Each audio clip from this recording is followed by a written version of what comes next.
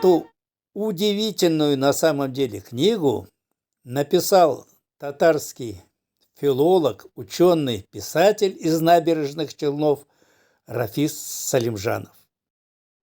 Выпуск 17.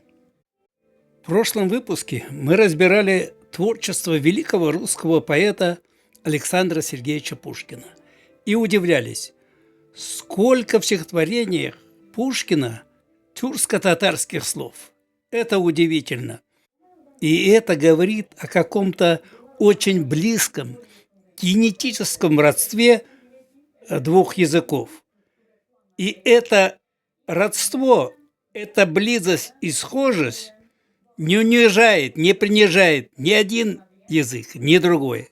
Наоборот, возвышает оба языка. А в этом выпуске мы поговорим о творчестве другого великого русского поэта Михаила Юрьевича Лермонтова. Ну, давайте поскребем храбрость творчества Лермонтова. Ах, не совсем русское происхождение у этого великого русского поэта. Но у Пушкина тоже не совсем русское происхождение, заметим в скобках. Про шотландские корни я уже молчу. Об этом написано во всех учебниках. Никогда не афишируются только его тюркско-татарские корни. А были ли у него такие корни? А как же? Невысокого роста, чернявый.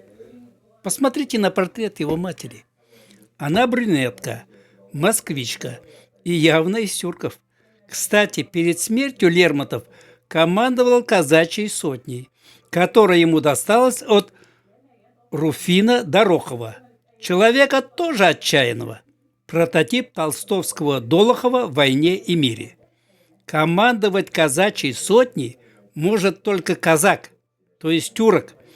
И, кстати, есть сведения, что эти отчаянные головы и башибузуки, от тюркско-татарского баш – голова, бузук – испорченная. Эти башибузуки любили его беззаветно. Между прочим, есть данные о том, что противная сторона, чеченцы, не стреляли в него. Перед боями Лермонтов в себя сбрасывал одежду с эполетами, оставаясь в яркой красной рубахе. Чеченцы знали, что в рядах русской армии воюет поэт. Убивать поэта у чеченцев считалось дурным знаком. Так что, получается, чеченцы его берегли, а убил свой же, русский. Ну что ж, пример хороших, в кавычках, и плохих, в кавычках, народов. Плохих народов не бывает. Бывают плохие люди. Народы становятся плохими в исключительных случаях, когда их ставят на 4 ноги зверя, то есть во время очень исключительных событий. Вот отрывок из стихотворения Лермонтова «Валерик». Кстати, произведение, скажем, просто гениальное. Это пик его поэзии. Почти все романы русских и советских писателей о войне навеяны духом этого стихотворения. Давайте почитаем несколько строк. Мирный татарин свой намаз творит, не подымая глаз. А вот кружком сидят другие. Люблю я свет их желтых лиц, подобный цвету ноговиц, их шапки, рукава худые, их темный и лукавый взор и их гортанный разговор. А вы не находите? Это не по годам развитый человек. Когда сидел в кругу этих горцев, он вглядывался в их лица и находил себя.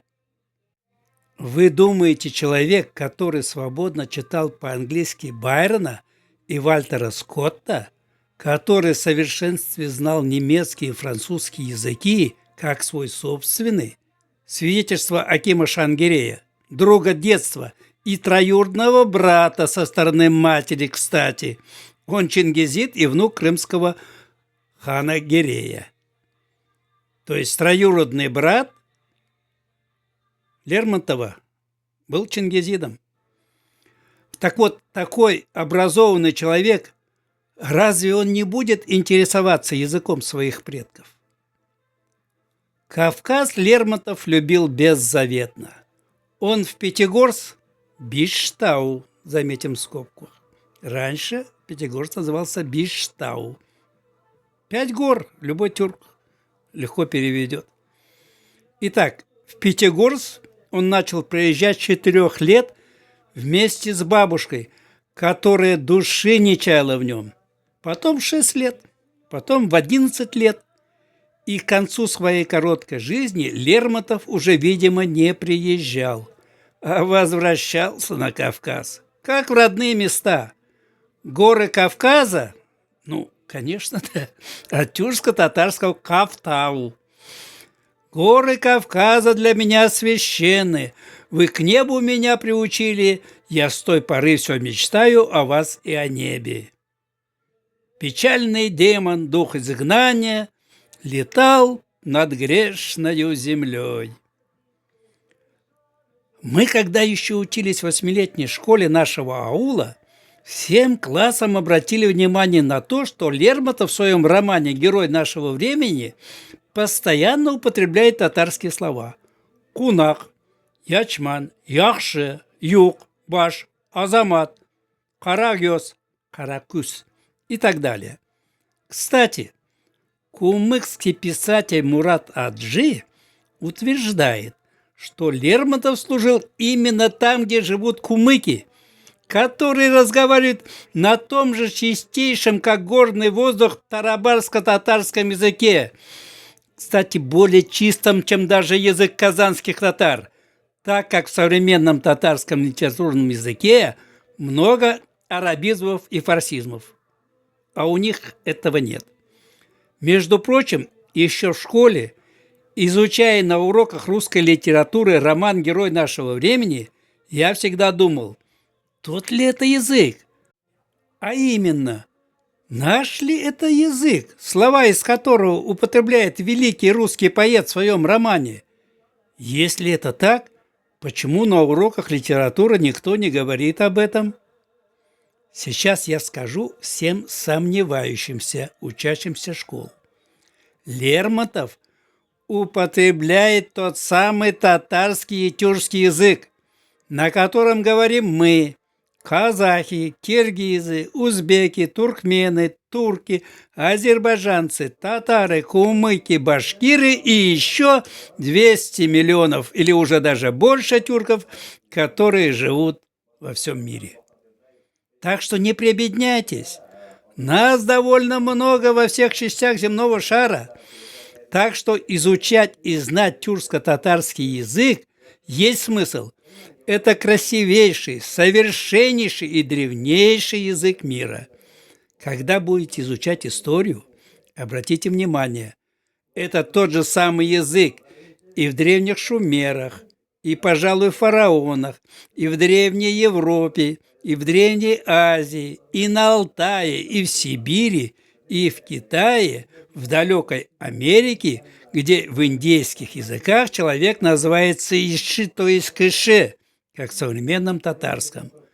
Так что, туганнар, мы стоим перед началом великих открытий. Спасибо, что досмотрели видео до конца. Следите за нашими выпусками. Продолжение следует. Давамы вам.